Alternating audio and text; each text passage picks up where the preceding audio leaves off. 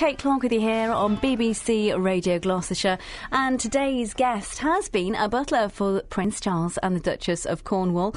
It is Grant Harrold. Now, we've got a question in for you, Grant. It comes from Jackie in Cheltenham. She says, are there any female butlers? Yes, they are. They are, and I remember the very first time I met the first female butler. She was the butler to I think it was the High Commissioner in New Zealand, or the embassy in New Zealand or something. And that was the first, because I'd never heard of a female butler. And since then, I've met a few. So, yes. Well, because we were just talking, in the likes of Downton Abbey, they might be maids, or, you've got the cooks, haven't you? You've got the housekeepers. Yes, yeah. But this is like a position up. Yeah, absolutely. I mean, I think in those kind of households, the men would have the butler, and the lady would have like a lady's maid. And both of them were almost like to an extent, could be like a bit of a personal assistant. They're there to kind of look after them and whatever they needed. But yeah, I think a female butler. Yeah, I mean, there might be some ladies out there who would prefer a female butler rather than a male butler, which you can understand. And how would their role differ? Would it be exactly the same? I think it is. Yeah, I'm quite sure it would be the same as a butler. Yeah.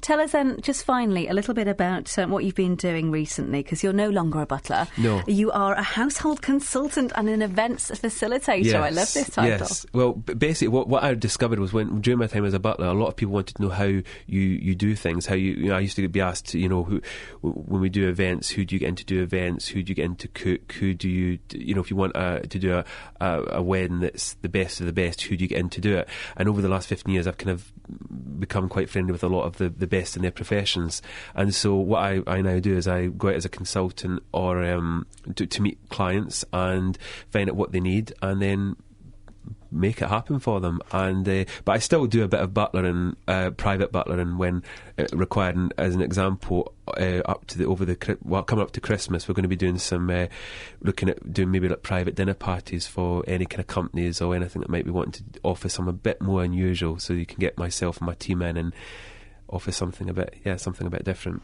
And what about the talks that you've been giving recently? The talks, it's like talks on afternoon tea. There's the one on the 26th of October, which will be it's a bit unusual. It's not just a talk; it is also a dinner at the same time. But it's just kind of coaching people. I don't think there's a right way or wrong way to do things. I think it's up to the individual. All I'm going to do is just offer an alternative, just give a bit of guidance if people want it.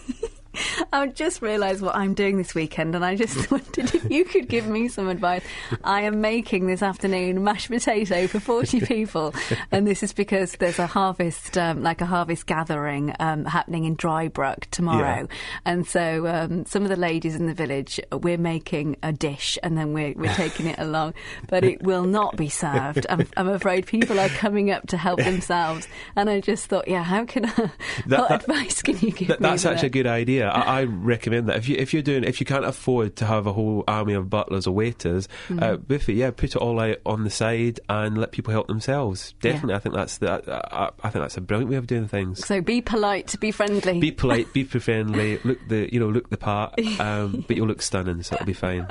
Well, thank you ever so much for coming in, and I hope you have a lovely weekend. Have you got anything on this weekend? Are you going to the rugby? No, I'm not. I think I think I'm just going to head back and have a quiet afternoon. So. Oh, we'll enjoy that. Thanks ever so much. Thank you very much for having me.